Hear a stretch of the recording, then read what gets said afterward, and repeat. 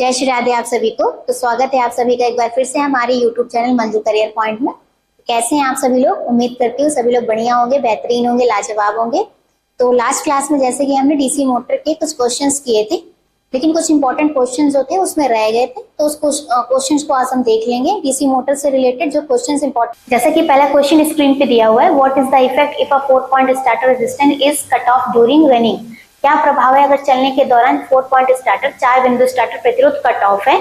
यहाँ पर पूछा गया 4 पॉइंट स्टार्टर अगर मोटर चलने के दौरान कट ऑफ हो जाता है तो क्या फर्क पड़ेगा मोटर में। तो पहले तो हम ये जान लेते हैं कि स्टार्टर की जरूरत क्यों पड़ती है। तो जो डीसी मोटर होती है वो स्टार्टिंग में जिनका टॉर्क होता है, रनिंग टॉर्क, वो बहुत हाई होता है, इतना ज्यादा हाई होता है कि मोटर की वाइंडिंग जो होती है वो एक उखड़ सकती है। इसलिए मोटर को डायरेक्ट सप्लाई से ना चला करके हम स्टार्टर के माध्यम से चलाते हैं, जिससे मोटर क्या हो, जो इसका स्टार्टिंग टॉर्क हो वो इतना अधिक ना हो। ठीक है, तो यहाँ पूछा गया कि अगर मोटर को हम 4 पॉइंट स्टार्टर के माध्यम से चला रहे हैं तो चलाने के दौरान वो कट ऑफ हो जाता है तो क्या फर्क पड़ेगा। तो इसका फर्क ये पड़ता है कि जो मोटर की स्पीड होती है वो पहले की अपेक्षा स्लो हो जाती है, कम हो जाती है। ठीक है, तो यहाँ पर ऑप्शन नंबर बी हमारा करेक्ट है, रन्स एंड स्लो स्पीड। जो मोटर की स्पीड है वो स्लो हो जाएगी। ठीक है, आगे बढ़ते हैं हम अगले क्वेश्चन की तरफ। अगला दिया हुआ है, why carbon composition brush requires in the armature circuit to operate the DC motor. DC motor को चलाने के लिए आर्मेचर सर्किट में कार्बन कंपोजिशन ब्रश की जरूरत क्यों होती है। तो जैसा कि मैंने आपको बताया था कि जो ब्रश होते हैं वो कार्बन और ग्रेफाइट के मिक्सचर से बने होते हैं, लेकिन यहाँ पूछा गया कि कार्बन कंपोजिशन की जरूरत क्यों पड़ती है। तो जैसा है कि जो ब्रश होते हैं वो कम्यूटेटर के साथ फिसलते हैं। जैसे जो कम्यूटेटर है वो घूमता है तो आर्मेचर उसके साथ फिसलते हैं, मतलब ब्रश उनके साथ फिसलते हैं। ऐसा फिसलते हुए प्रतीत होते हैं कि वो भी घूम रहा है, लेकिन घूमते नहीं है। तो आर्मेचर और कम्यूटेटर और ब्रश के बीच में जो फ्रिक्शन होता है, घर्षण होता है, तो घर्षण के दौरान जो ब्रश हैं वो कम्यूटेटर सेगमेंट को कोई नुकसान ना पहुंचाएं, उनके बीच में स्पार्किंग ना हो। इससे बचाने के लिए हम जो ब्रश होता है वो कार्बन कंपोजिशन से बनाते हैं, मतलब कार्बन का प्रयोग करते हैं। ठीक है, तो यहाँ पर ऑप्शन नंबर डी हमारा करेक्ट है, reduce the spark in the commutator segment. Commutator segment में स्पार्क को कम करने के लिए हम कार्बन कंपोजिशन, मतलब कार्बन का प्रयोग करते हैं ब्रश बनाने के लिए। ठीक है, तो ऑप्शन नंबर डी हमारा करेक्ट है। आगे देखते हैं अगला क्वेश्चन। अगला दिया हुआ है, why series motor produce high torque and speed initially without load. Series motor बिना लोड के शुरुआत में ज्यादा टॉर्क और स्पीड क्यों पैदा करती है। इसमें आपसे पूछा गया है कि जो सीरीज मोटर है वो स्टार्टिंग में इतना अधिक टॉर्क को बलाघूर्ण भी कहते हैं,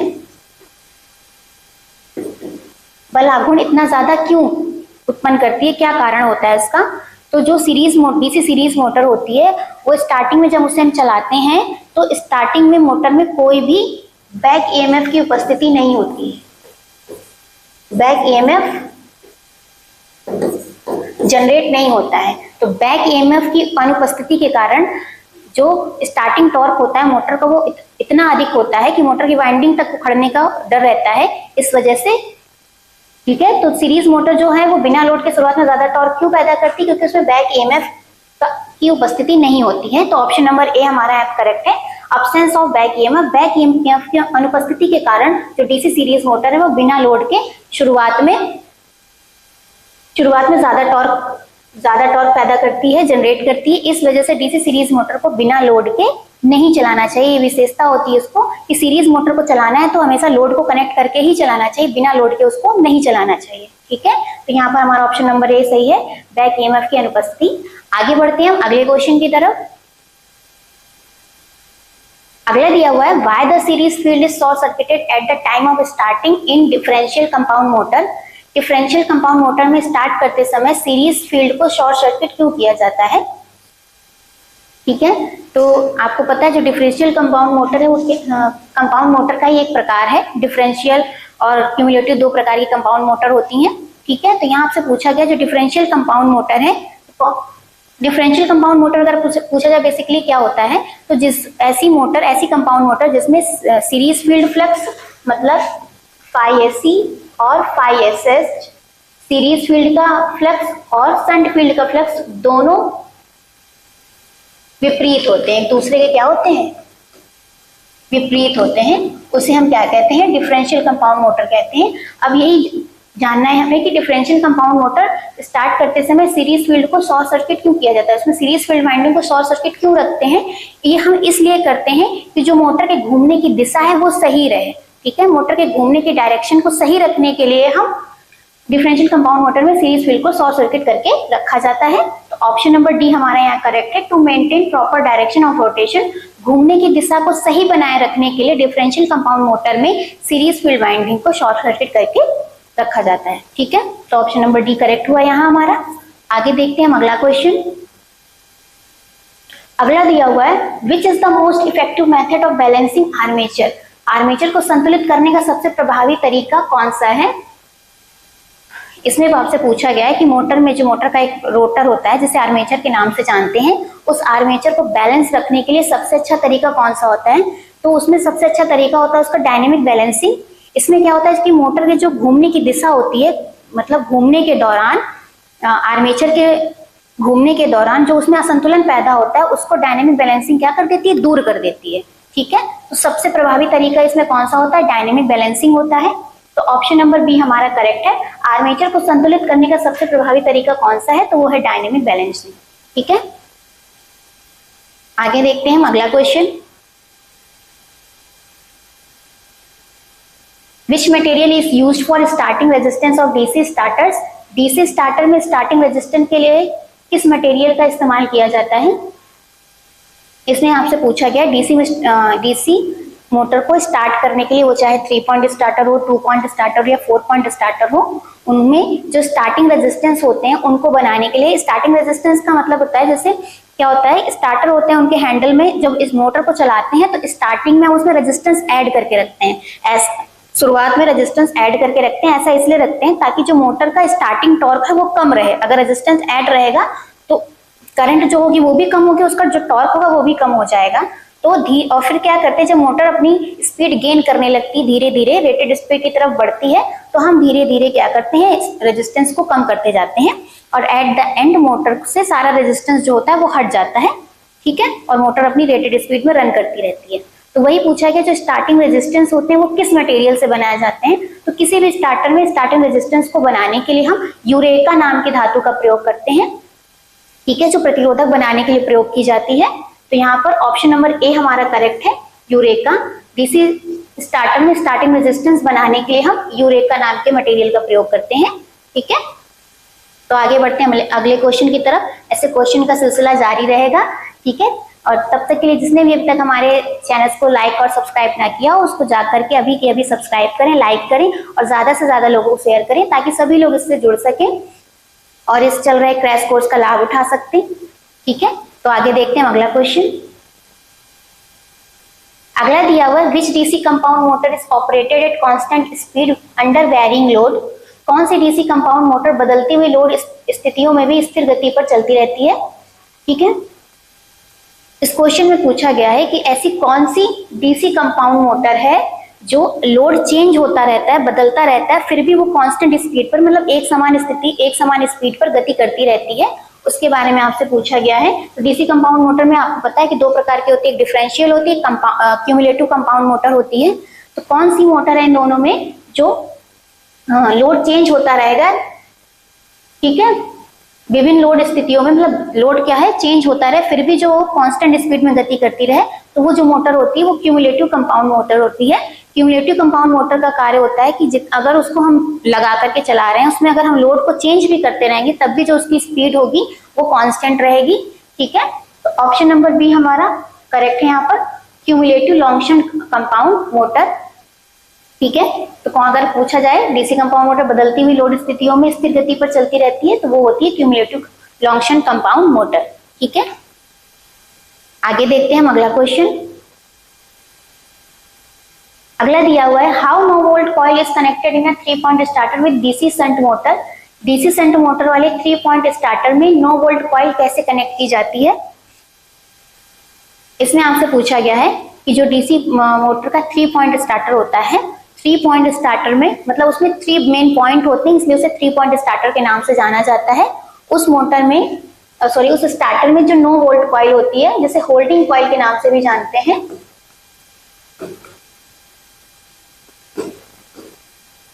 होल्डिंग कॉइल को स्टार्टर में कैसे कनेक्ट किया जाता है, तो जो होल्डिंग कॉइल होती है वो हमेशा शंट फील्ड के साथ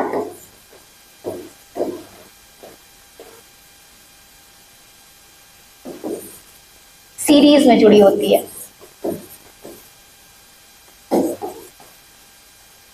ठीक है, तो डीसी मोटर में जो 3 पॉइंट स्टार्टर है उसमें 9 वोल्ट कॉइल को शंट फील्ड वाइंडिंग के साथ सीरीज में कनेक्ट किया जाता है। तो यहाँ पर ऑप्शन नंबर डी हमारा करेक्ट है, connected in series with shunt field के साथ सीरीज में जुड़ी हुई होती है। ठीक है, आगे देखते हैं अगला question. Which speed control method is applied to obtain both below normal and above normal speed in DC motor? DC motor में सामान्य से कम और सामान्य से अधिक दोनों तरह की गति प्राप्त करने के लिए किस नियंत्रण विधि का उपयोग किया जाता है? यहाँ पर आपसे पूछा गया, वैसे मोटर में कई तरह के स्पीड कंट्रोल मेथड होते हैं, लेकिन इस क्वेश्चन में आपसे पूछा गया अगर हमको सामान्य गति से कम गति चाहिए और सामान्य से अधिक दोनों प्रकार की गतियां चाहिए तो हम किस प्रकार के स्पीड कंट्रोल मेथड का यूज करेंगे? तो इसमें हम देख लेते हैं पहला ऑप्शन के माध्यम से। पहला दिया हुआ आपको फील्ड कंट्रोल मेथड। ठीक है, फील्ड कंट्रोल मेथड का प्रयोग कब करते हैं? जब हमको सामान्य से अधिक गति चाहिए।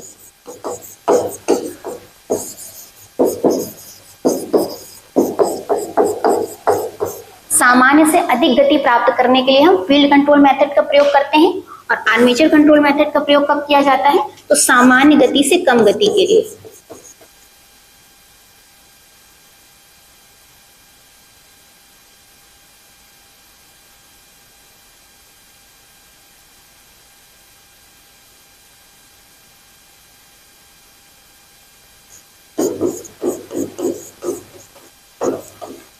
सामान्य गति से कम गति प्राप्त करने के लिए हम आर्मेचर कंट्रोल मेथड का प्रयोग करते हैं। अगर कहाँ किया जाता है तो इसका क्रेन और होएस्ट में। ठीक है, और टैप्ड फील्ड स्पीड कंट्रोल का, इसमें क्या करते हैं? फील्ड वाइंडिंग में अलग अलग टैपिंग निकाली जाती है, कई कुछ टर्न्स के बाद तार को बाहर कर देते, कई सारे टैपिंग रहती है। तो इसमें आपसे पूछा गया है कि टैप्ड फील्ड कंट्रोल मेथड जो है अगर उसका प्रयोग हमें कहाँ करना होगा तो हम कहाँ पे करेंगे? इसका यूज होता है जो छोटे आकार की डीसी सीरीज मोटर होती हैं,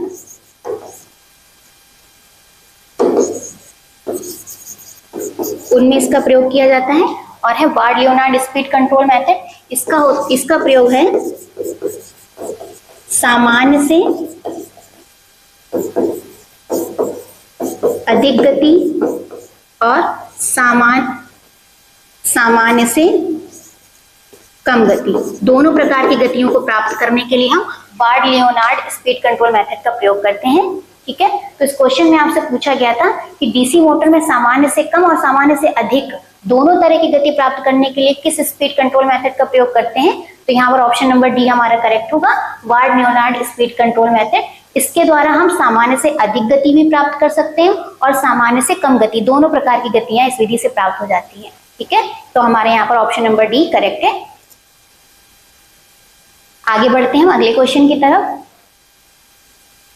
अगला दिया हुआ है, why commutators are sparking heavily. Commutator में बहुत ज्यादा स्पार्किंग क्यों हो रही है? मोटर रन कर रही है, ठीक है, कम्यूटेटर और ब्रश लगे हुए हैं उसमें। तो पूछा गया है कि कम्यूटेटर में स्पार्किंग बहुत ज्यादा अधिक मात्रा में स्पार्किंग क्यों हो रही है? इसके कई सारे कारण होते हैं, लेकिन एक जो स्पेशली मतलब कारण होता है, जो सबसे ज्यादा उत्तरदायी होता है, वो होता है कि इनकरेक्ट ब्रश पोजीशन। जब हम मोटर में ब्रश की स्थिति को गलत कर देते हैं, गलत जगह लगा देते हैं, तब जो कम्यूटेटर होता है उसमें बहुत ज्यादा स्पार्किंग होने लगती है। ठीक है, तो यहाँ पर हमारा ऑप्शन नंबर ए करेक्ट है, इनकरेक्ट ब्रश पोजीशन। गलत ब्रश की स्थिति, मतलब ब्रश की जो है वो गलत स्थिति, गलत जगह अगर उसको लगा देंगे तो कम्यूटेटर में बहुत ज्यादा स्पार्किंग होगी। ठीक है, तो ऑप्शन नंबर हमारे यहाँ ए करेक्ट हुआ। आगे बढ़ते हैं हम अगले क्वेश्चन की तरफ। अगला दिया हुआ है, what is the action of the induced EMF in a running DC motor. चलती हुई डीसी मोटर में प्रेरित ईएमएफ का क्या प्रभाव होता है?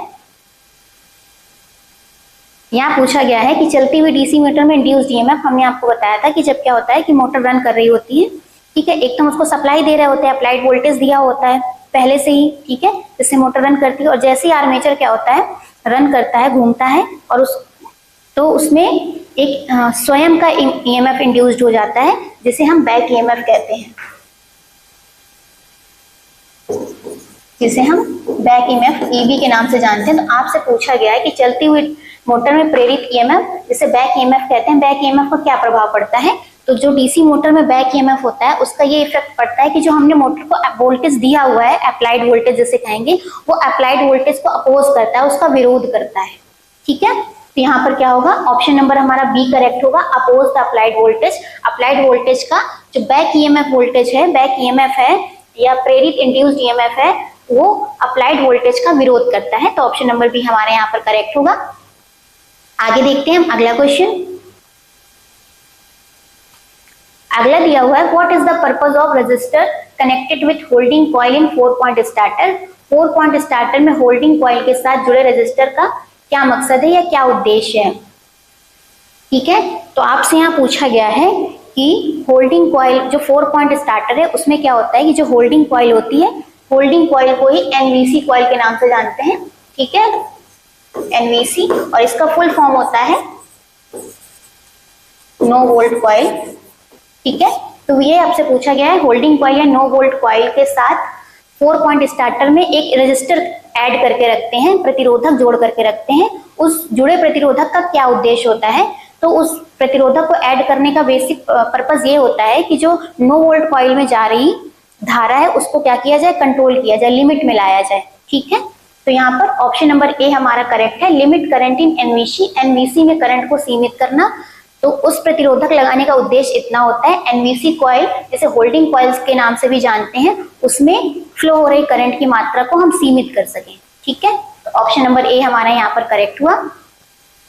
आगे देखते हैं हम अगला क्वेश्चन।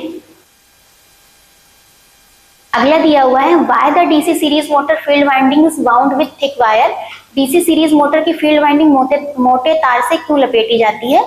ठीक है, तो हमने बताया, देख लेते हैं डीसी सीरीज मोटर क्या होता है। तो डीसी सीरीज मोटर जो होती है, उसमें आर्मेचर वाइंडिंग और फील्ड वाइंडिंग दोनों को सीरीज में जोड़ा जाता है। डायग्राम के थ्रू देख लेते हैं। इस तरह का अगर आपको कोई भाग दिख रहा है तो उसको आर्मेचर बोलेंगे। इसके 2 पॉइंट होते हैं, A1 और A2।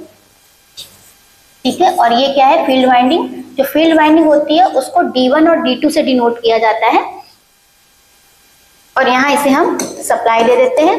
ठीक है, अब आपसे ये पूछा गया है, ये अगर इस तरह का डायग्राम आपको कहीं देखने को मिलता है तो इसे सीरीज मोटर के नाम से जानते हैं। और यहाँ इसको डीसी सप्लाई से कनेक्ट करेंगे। ठीक है, अब ये हम समझ गए क्या है, डीसी सीरीज मोटर है इस डायग्राम के थ्रू। अब पूछा गया है कि जो डीसी सीरीज में ये फील्ड वाइंडिंग है, ये मोटे तार की क्यों बनाई जाती है। ठीक है, मोटे तार रहते हैं और इसके कम टर्न होते हैं, और आर्मेचर होती है वो पतले तार की और अधिक टर्न की बनाई जाती है। ऐसा क्यों करते हैं, तो आप देख रहे होंगे, अगर यहाँ से हम सप्लाई देंगे तो करंट पहले किस में जाएगी, आर्मेचर में। सेम करंट फ्लो होकर के आएगी फील्ड वाइंडिंग में, और वही करंट हमारी लोड की तरह वापस चली जाएगी। ठीक है, सेम करंट पूरे में फ्लो हो रही है। अगर हम देखें तो आर्मेचर करंट IA बराबर क्या रहेगी, सीरीज फील्ड वाइंडिंग की current ISC is equal to IL। ये तीनों करंट क्या रहेंगी, बराबर रहेंगी। ठीक है, तो मोटे तार, फील्ड वाइंडिंग को मोटे तार और कम टर्न का बनाने का उद्देश्य ये रहता है कि जो पूरी लोड करंट है वो कहाँ से होकर के जाएगी, फील्ड वाइंडिंग से होकर के जाएगी। ठीक है, to carry the load current, जो लोड करंट, पूरी लोड करंट को जो फील्ड वाइंडिंग क्या कर सके, बियर कर सके, सहन कर सके, इसलिए हम फील्ड वाइंडिंग को मोटे तार और अधिक टर्न का बनाते हैं, मोटे तार और कम टर्न का बनाते हैं। तो ऑप्शन नंबर हमारा बी यहाँ करेक्ट है, to carry the load current. Load current को ले जाने के लिए, बियर करने के लिए हम फील्ड वाइंडिंग को मोटे तार का बनाते हैं। ठीक है, तो यहाँ पर ऑप्शन नंबर बी हमारा करेक्ट हुआ। आगे बढ़ते हैं अगले क्वेश्चन की तरफ। अगला देखते हैं। तो क्वेश्चन दिया हुआ है अगला, विच type of speed control of DC series motor. DC series motor में किस प्रकार का स्पीड कंट्रोल होता है। ठीक है, तो देखिए इसमें सेम दिया हुआ है, ये आर्मेचर वाइंडिंग है, ये कौन सी वाइंडिंग है, तो इसको आर्मेचर वाइंडिंग बोलते हैं।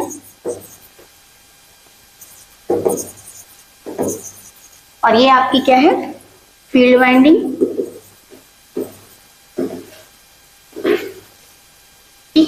इसमें क्या किया गया है, फील्ड वाइंडिंग है उसको दो भागों में विभक्त कर दिया गया है। ठीक है, एक अगर आप देख पा रहे होंगे तो एक इस तरह दिया है D1 और D2, ठीक है, और एक वाइंडिंग आपको इस तरह दी है D3 और D4। क्या किया गया है, D3 पॉइंट को D1 से जोड़ा गया है और D2 पॉइंट को D4 से जोड़ा गया है। ठीक है, दोनों वाइंडिंग के दोनों टर्मिनल को आपस में क्या कर दिया गया है, आपस में जोड़ दिया गया है। तो ये कनेक्शन हमारा कौन सा हो गया, समांतर। ठीक है, कैसे जुड़ी हुई है दोनों वाइंडिंग, तो दोनों किसमें जुड़ी हुई है, समांतर कनेक्शन में है दोनों ही फील्ड वाइंडिंग। तो लेकिन दोनों को क्या किया गया, हाफ हाफ भाग में, आधा आधा भाग में बांट करके और दोनों को पैरेलल में जोड़ दिया गया, समांतर क्रम में जोड़ दिया गया है। ठीक है, और इसको सप्लाई से कनेक्ट कर दिया गया है। तो क्या पूछा गया था आपसे, ये जो डीसी सीरीज मोटर में किस प्रकार का स्पीड कंट्रोल होता है, तो ये जो स्पीड कंट्रोल होता है ये फील्ड पैरेलल कंट्रोल मेथड होता है, या आप इसको फील्ड समांतर कंट्रोल मेथड भी बोल सकते हैं, या क्षेत्र समांतर कंट्रोल मेथड के नाम से भी जाना जाता है। ठीक है, तो यहाँ पर ऑप्शन नंबर ए हमारा करेक्ट है, फील्ड पैरेलल मेथड या फील्ड समांतर मेथड। और फील्ड को अगर हम कहें तो हिंदी में इसे क्षेत्र वाइंडिंग के नाम से जाना जाता है, तो क्षेत्र समानांतर विधि के नाम से भी इसे जानेंगे हम। ठीक है, तो ऑप्शन नंबर ए हमारा करेक्ट है। यहाँ पर आप डायग्राम से भी समझ सकते हैं कि फील्ड वाइंडिंग को क्या किया गया है, आधे आधे भागों में बांट करके दोनों को समांतर क्रम में जोड़ दिया गया है। ठीक है, तो कौन सा मेथड होगा ये, फील्ड पैरेलल मेथड या क्षेत्र समानांतर विधि। ठीक है, तो ऑप्शन नंबर ए हमारा करेक्ट हुआ। आगे बढ़ते हैं हम अगले क्वेश्चन की तरफ। अगला दिया हुआ है, विच type of DC motor is suitable for sharing machine. Sharing मशीनों के लिए किस प्रकार के डीसी मोटर उपयुक्त है। शेयरिंग मशीन के लिए आपसे पूछा गया, तो शेयरिंग मशीन को क्या करते हैं, कतरनी मशीन के नाम से जाना है, कटिंग के लिए जिनका यूज किया जाता है। ठीक है, तो शेयरिंग मशीन को किस प्रकार के डीसी, अगर शेयरिंग मशीन में कौन सी जो डीसी मोटर है वो सबसे ज्यादा उपयुक्त होगी उसे लगाने के लिए, तो यहाँ पर कौन सी ज्यादा उपयुक्त होती है, तो क्यूमुलेटिव कंपाउंड मोटर है, जो आपकी संचयी यौगिक कंपाउंड मोटर, संचयी यौगिक मोटर है, वो सबसे ज्यादा उपयुक्त रहती है। ऐसा क्यों होता है, क्योंकि उस जो क्या होती है, दो तरह की वाइंडिंग होती है क्यूमुलेटिव कंपाउंड मोटर में भी, जैसे डिफरेंशियल मोटर में हमने आपको बताई थी विभेदक वाले में, सेम ऐसे भी होता है, इसमें भी दो वाइंडिंग होती है, सीरीज फील्ड वाइंडिंग और शंट फील्ड वाइंडिंग। तो सीरीज फील्ड वाइंडिंग का जो फ्लक्स होता है फाई होता है, और शंट फील्ड वाइंडिंग का जो फ्लक्स होता है वो क्या होता है फाई। ये दोनों इसमें क्या करते हैं, एक दूसरे का सपोर्ट करते हैं। जैसे डिफरेंशियल में एक दूसरे का विरोध कर रहे थे, यहाँ क्या करते हैं, एक दूसरे का सपोर्ट करते हैं। ठीक है, और इन दोनों की डायरेक्शन क्या रहती है, तो एक ही दिशा में रहते हैं, एक दिशा में रहते हैं। एक दिशा में रहने से ये फायदा होता है कि जो मोटर की स्पीड होती है वो भी बढ़ जाती है। ठीक है, और अगर ज्यादा उसमें लोड चेंज हो रहा होता है तो उसका भी उसमें कोई फर्क ज्यादा नहीं पड़ता है। ठीक है, तो ऑप्शन नंबर सी हमारा यहाँ करेक्ट है, शेयरिंग मशीनों के लिए क्यूमुलेटिव कंपाउंड मोटर का प्रयोग करते हैं। ठीक है, तो ऑप्शन नंबर सी यहाँ करेक्ट हुआ। आगे बढ़ते हैं हम अगले क्वेश्चन की तरफ। अगला दिया हुआ है, where DC compound motor are preferred. DC compound motors को कहाँ प्राथमिकता दी जाती है। ठीक है, तो जो आपसे पूछा गया डीसी कंपाउंड मोटर है उनका प्रयोग हम कहाँ करते हैं, किस जगह उनको प्रेफरेंस दिया जाएगा। तो डीसी कंपाउंड मोटर जो रहती है उनका प्रेफरेंस एरिया ये होता है कि जहां पर अलग अलग लोड पर हमको स्पीड चाहिए होती है, वहां पर हम डीसी कंपाउंड मोटर का प्रयोग करते हैं। तो ऑप्शन नंबर डी हमारे करेक्ट है, constant speed under varying load requirement. अलग अलग लोड चेंज, मतलब जहां पर लोड क्या हो रहा हो, चेंज हो रहा हो, अलग अलग लोड हो, और वहां पर भी हमको क्या चाहिए, कांस्टेंट स्पीड चाहिए, स्थिर गति चाहिए। इसके लिए हम डीसी कंपाउंड मोटर का प्रयोग करते हैं। तो यहाँ पर ऑप्शन नंबर डी हमारा करेक्ट है। अलग अलग लोड के बावजूद लगातार स्पीड चाहिए, मतलब इस जो कांस्टेंट स्पीड चाहिए, यहाँ आप लगातार की जगह नियत भी कर सकते हैं। ठीक है, तो हम किसका प्रयोग करेंगे, वहां पर डीसी कंपाउंड मोटर का प्रयोग करेंगे। आगे देखते हैं हम अगला क्वेश्चन। अगला दिया हुआ है, what is the necessity of starter for DC motor. DC motor के लिए स्टार्टर की क्या जरूरत है। तो डीसी मोटर को हम स्टार्टर के थ्रू क्यों चलाएं, क्या कारण है, तो वही पूछा क्यों उसकी रिक्वायरमेंट होती है स्टार्टर की डीसी मोटर को चलाने के लिए। हमने आपको बताया कि स्टार्टिंग में क्या रहता है, जो मोटर चलती है तो उसकी आर्मेचर करंट क्या रहती है, बहुत ज्यादा रहती है, क्योंकि इसका स्टार्टिंग टॉर्क बहुत अधिक रहता है। ठीक है, उसको कम करने के लिए हम क्या करते हैं, मोटर को डायरेक्ट सप्लाई से ना चला करके स्टार्टर के थ्रू चलाते हैं। ठीक है, तो यहाँ पर ऑप्शन नंबर डी हमारा करेक्ट है, limit the armature current, armature current को सीमित करें। अगर इसकी जगह आपको दिया होता कि लिमिट द टॉर्क, बल आघूर्ण को सीमित करने के लिए, तो वो भी सही होता। ठीक है, लेकिन हमें यहाँ पर क्या दिया है, लिमिट द आर्मेचर करंट, तो ऑप्शन नंबर डी हमारा करेक्ट है।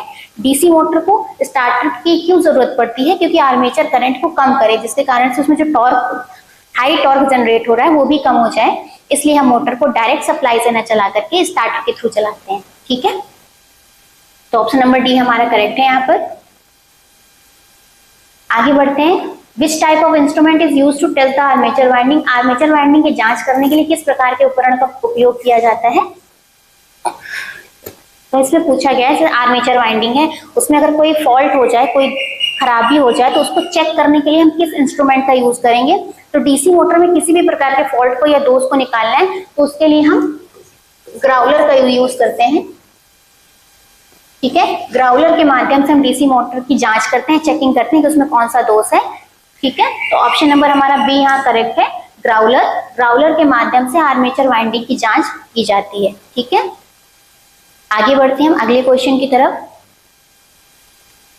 अगला दिया हुआ है, by the holding coil of a 3-point starter is connecting series with shunt field, 3-point starter की होल्डिंग कॉइल को शंट फील्ड के साथ सीरीज में क्यों जोड़ा जाता है।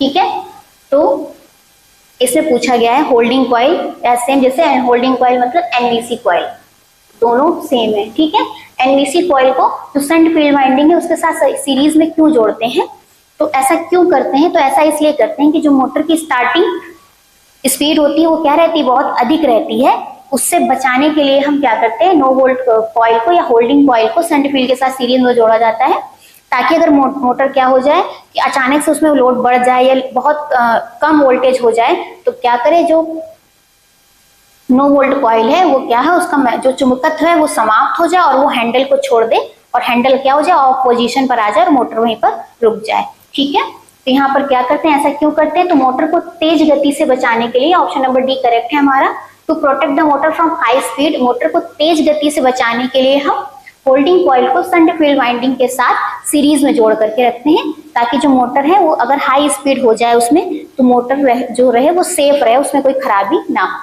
ठीक है, आगे देखते हैं अगला क्वेश्चन। अगला दिया हुआ है, what is the best method to change the DOR of a compound motor without change of its characteristics, compound motor की विशेषताओं को बदले बिना उसके घूमने की दिशा बदलने का सबसे अच्छा तरीका क्या है। इसमें पूछा गया है कि अगर डीसी कंपाउंड मोटर का आपको DOR चेंज करना है, DOR का मतलब होता है डायरेक्शन ऑफ रोटेशन। ठीक है, रोटेशन मतलब घूमने की दिशा बदलनी है, और बिना उसकी विशेषताओं को बदले उसके घूमने की दिशा कैसे बदल सकते हैं। तो जब भी हमें कंपाउंड मोटर में ऐसा करना है कि उसकी जो विशेषताएं वो भी बनी रहें और DOR उसके घूमने की दिशा भी बदल जाए, तो क्या करते हैं, उसमें केवल हम आर्मेचर करंट की जो डायरेक्शन है उसको चेंज करते हैं, बाकी उसमें कोई परिवर्तन नहीं किया जाता है। ठीक है, तो ऑप्शन नंबर ए हमारा यहाँ करेक्ट है, change armature current direction, armature current की दिशा को बदल करके हम मोटर के कैरेक्टरिस्टिक्स को चेंज किए बिना, विशेषताओं को बदले बिना उसके घूमने की दिशा को परिवर्तित कर सकते हैं। ठीक है, तो यहाँ पर ऑप्शन नंबर ए हमारा करेक्ट हुआ। ठीक है, तो आज के लिए जितने हमने डीसी मोटर के इंपॉर्टेंट क्वेश्चन थे उनको आज कर लिया है। जैसे आपने अभी हमको बता दें कि आप जितना ज्यादा से ज्यादा इन क्वेश्चंस को रिवाइज करेंगे, ठीक है, एक बार क्लास को देखते हैं तो आपको जो क्वेश्चंस नहीं समझ में आते हैं उनको आप दोबारा देख लें। तब भी अगर नहीं आ रहे हैं तो आप उसको कमेंट सेक्शन में बता सकते हैं कि किस क्वेश्चन में हमको क्या प्रॉब्लम है। अगर आप जैसे आपने सुना होगा, करत करत अभ्यास से जड़ मत होश सुजान, रसरी आवत जात से सिल पर पड़त निशान, तो जैसे जैसे क्या मतलब है कि अगर हम अभ्यास करते रहेंगे तो ऐसा कोई भी क्वेश्चंस नहीं है जो हमको नहीं आएगा। ठीक है, आपको रिवीजन करने से ही चीजें आती हैं, बिना रिवीजन के हम कोई भी काम को उसको सीख नहीं सकते, किसी भी क्वेश्चन को याद नहीं कर सकते। और वैसे भी इतने क्वेश्चन हाई नहीं कि जिसमें आपको रटना है, थोड़ा सा उस क्वेश्चन के पीछे का जो कॉन्सेप्ट हमने बताया है आप उसको समझेंगे तो क्वेश्चन अपने आप आपको याद हो जाएगा।